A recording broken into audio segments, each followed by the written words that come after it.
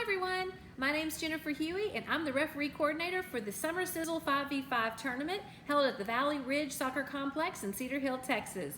We're so excited to have you working with us this weekend, and I wanted to take some time to go over some of the real important rules that go along with this tournament and kind of walk you through how the day will go.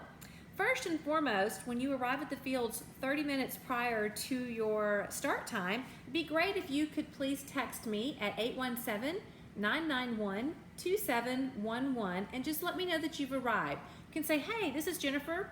I'm on field 1 for 11, 12, 1, and 3, or whatever your times are. That would be very, very helpful. Also, if it's your first time to the complex, it's a little tricky to find, but here's the address that you can plug into your GPS, and that'll help you get there. All right? Perfect.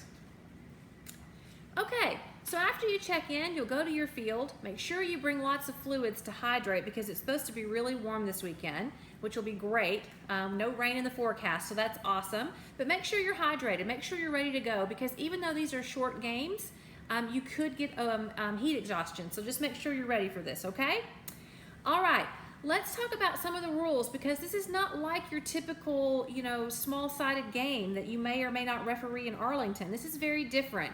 These games are highly competitive.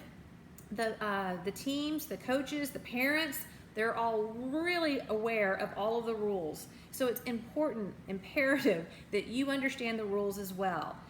Mickey sent out an email that had the rules listed in them, but today I'm going to spend some time going over the ones that are most important that you really, really need to be sure you're focused on. All right? Okay, first and foremost, the game length. The games are 2 equal periods of 15 minutes with a 5-minute halftime. Players have to wear matching jerseys and they must have numbers on them, including the goalkeeper. Here's a good one. The ball cannot be played higher than the tallest player on the team. All starts and restart kicks are the one-step rule, and all free kicks or restart kicks are direct kicks. I'm reading this from the rules, so it's important that if you have a copy, you might want to follow along. All right, let's see. The penalty spot is at the top of the center of the goal arc. So when you get to the fields, if this is your first time to ref a 5v5 tournament, I highly recommend that you get here a little bit early so that you can familiarize yourself with the fields and how they're set up, and also watch a game or two just to kind of get the feel for it and see how things go because it's a very, very fast-paced game. All right. In terms of the number of players on the field, you have to have at least 1 goalkeeper and then 2 outfield players to start the game. Five players are maximum, and if you have a co-ed game, you've got to have 2 female players on the field to play. Substitutions, this is interesting too. They're unlimited and they're rolling, but they've got to be made at the halfway line. They've got to wait until the player comes all the way off the field before they come on, but there's no need for the referee to stop the game because that's part of the game control. The coaches like to pull people in and off. It's kind of like an indoor setting in that regard. So make sure that you're aware that there's substitutions coming in. But if there's a goalkeeper substitution, the referee must be informed and the change is made at a stoppage of play. Okay, that's the only exception to that. All the other ones are on a rolling in and out schedule. All right, the home team. The home team is going to be listed first on the game schedule. And in the event of a color conflict, the home team must have an alternate jersey. Now, pennies are fine, just as long as they've got pennies for everyone to wear. The other thing you need to be aware of is that they have to be numbered. The jerseys must be numbered, and they have to be in a permanent format. It cannot be tape, all right? Also, keep in mind that jewelry cannot be worn, so there's no earrings, not even with tape over them. They've got to have them completely off. No beads in the hair because sometimes those can flop around and become dangerous. So make sure that all of those are, out of their ears and there's no beads in the hair. All right. Also, players have got to wear shin guards. And you've got to be really aware of this and make sure you check for that. All right. We've already talked about the match duration. This is just a little pop quiz. It's 2 15-minute periods with a 5-minute halftime. Matches are played with a running clock. There's no need to add time unless there's a really serious medical injury on the field. All right, here's some more great news. There's no need to do a coin flip before the beginning of the game because guess what? The home team is going to kick off first and the visiting team kicks off for the second half. All right, kickoffs, a little bit different. The kickoff is how we start the play. And there are several instances when you'll use a kickoff. Obviously at the start of a match, after a goal has been scored, at the start of the second half of the match. Here's some things you also need to be aware of. A goal can be scored directly off of a kickoff. The ball also can be moved forwards or backwards. So there's a little, different nuances that I want you to make sure you're aware of before you take the field. All right, so when you're having the kickoff, all players are on their side of the pitch. The opponents of the team taking the kickoff must be at least 3 yards from the ball until it is in play. The ball is in play when it is kicked and moved. All right, only one step can be taken prior to the ball being struck. So there's no running start to go and kick the ball into play. So just make sure that it's the one step. All right, again, the ball can be moved forwards or backwards. All right, so let's say the ball goes out of play off the touchline. When the ball leaves the playing area over the sidelines, it must be re-entered into play via an underarm bowling action with a minimum of 1 step. Everything is the 1-step rule. The ball must not be thrown in above knee height. So when they roll it in, it can't go above the knee. Let's see. The ball has to touch another player before they can score. Just like on a normal throw-in, on the roll-in, it's got to touch someone too before it can go into the back of the net.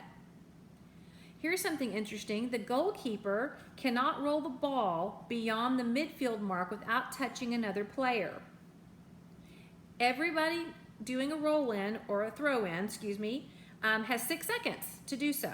So make sure you're aware of the 6 seconds, because I promise you'll have someone, parent, a coach, who counts like this. 1, 2, 3, 4, 5, 6. It's been 6 seconds! So make sure you're showing, maybe moving your arm like they do in indoor, that you're counting to 6, so everyone is aware that you know that. That's just a little helpful hint from Huey to help you there. All right.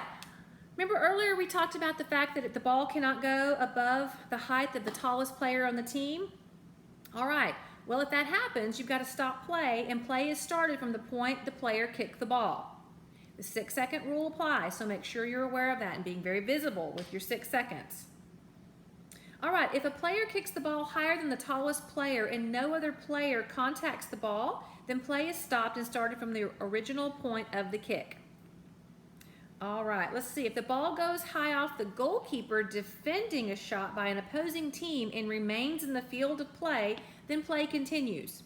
If the goalkeeper kicks the ball out of the goal area and the ball goes above the tallest player without touching another player, then a direct free kick will be awarded to the opposing team on the goal arc, where the ball left the arc. The goalkeeper can take up a position as close to the arc line in non-penalty kick free kick situations. So in those cases, you'll see that the goalkeeper can get really close to that line, whereas on a penalty kick, they have to stand further back. It's really important that you understand the difference. So I don't have time to go into all the specifics on this video, but I want you all to do your homework so that you're prepared. It will make the tournament run much smoother if the referees are up to date on all of the procedures and rules of this tournament. All right, so let's talk about corner kicks. When the ball leaves the playing area over the goal line, of course, it's a corner kick. So the kick is to be taken from the corner of the field where the ball went out and must be re-entered in via a kick. The ball must not go over the tallest player when kicked. And it's the 1-step rule. Again, that also applies to corner kicks. And again, 6 seconds. Go 1, 2, because you'll have help, I promise, if you're not being very visible about it. All right. Here's some good news. No offsides in these little 5v5 fast-paced games, so you don't have to worry about that. All right, if you have the need to issue a card, issue a card. So let's talk about the goalkeeper, because the goalkeeper has a really important role, and there's a lot of specifics that go around positioning for goalkeepers and when they're allowed in and out, and so just make sure you really read up on that. I'm going to take some time, and I'm basically going to read this paragraph to you because it is so important. But if you have any questions at all, I'll be at the fields to help answer any questions that you might have, and we'll have some experienced referees there too that have worked this tournament several times. They love it, and they also understand all the nuances to this game. So I'm going to read this to you. I hate to be boring, but it's so important. I want to get it right.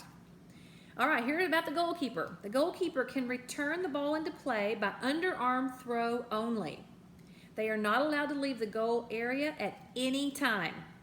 If the goalkeeper comes outside of the goal arc area, the other team will be awarded a direct penalty kick. The goalkeeper can pick up the ball from a direct pass back, and the ball must be rolled or passed to a player other than the one that passed the ball back to the keeper. If the goalkeeper returns a pass back to the same player, then play is stopped, and the ball is placed on the goal arc where the ball left the goal arc area for a direct free kick by the opposing team. If a player returns a pass from the goalkeeper back to the goalkeeper, then play is stopped and the ball is placed where the outfield player last touched the ball, and a direct free kick is awarded to the opposing team.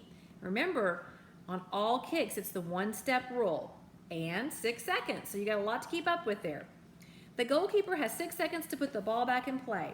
If the ball thrown in by the goalkeeper passes beyond the goalkeeper's half of the field without having first been touched by one of his players, then the opposing team will be awarded a direct free kick from any point on the halfway line. If the goalkeeper blocks a shot by an attacking player and the ball goes above the height of the tallest player and the ball stays in the field of play, then play continues. All shots blocked by the keeper that go out of the playing area, last touched by the goalkeeper, are restarted by a corner kick if the ball crosses the end line, or a roll-in if the ball crosses the sideline by the opposing team. The 6-second rule always applies. All right. Let's see, the goal area, it's a semicircle. It's about 5.5 yards from the center of the goal. Both defending and attacking players are prohibited from entering the goal area. So that means nobody but the goalie can be in that area. It's really important that you keep your eye on that, because I promise you, you'll have parents saying, Johnny's in the goal area. Ah! Get it right. I'm just saying, get it right, or you're going to pay the price in terms of your sideline management. So just make sure you're very aware. All right, so if an attacking player enters the goal area for a free kick is awarded to the defending team. If a defending player enters the goal area, then a penalty kick is awarded to the attacking team. Lots to know, lots to manage during this game. It's a very, very fast-paced game. At the end of the game, you're going to find, number one, that it was a ton of fun. You're going to go, wow, that was fast, it was fun, it was energetic. But don't forget, we do have some paperwork that we have to complete at the end of every match. So when you get your game card, there's no need to check in players. You're just going to write the scores down and you'll give them back to the teams, and then they'll be responsible for turning them in. At least that's what the procedure is today. Now that could change come game day, and if it does, I'll be there to let you know. Also, I'll be paying you for all of your work out there this weekend, so make sure that you see me before you leave so that I can pay you. In years past, it's been cash, and it's my understanding that we'll be paid cash again at this year's event as well. So that's great news. All right, I think that about covers it. There's a lot to know, there's a lot to learn, but the one thing I want to stress is to have fun while you're out there. Make sure you're smiling, enjoying it, be on time, be engaging, show compassion if someone gets hurt. We will have medical staff there on site in the event someone does need some help. But just make sure that you are, having some fun too, because it's all about our attitude and our presence, and it's what we bring to the field. So I look forward to working with everybody this weekend. And if you need me, again, my number is 817-991-2711. If you're running late and you can't be there on time, please let me know, because I will have standbys that I can replace you with, but it really helps the day run a lot smoother. If I know you're running behind, you're not going to be there, whatever the case may be, just communicate with me, because that is key. Okay? All right. Have a great tournament, and I'll see you this weekend. Bye.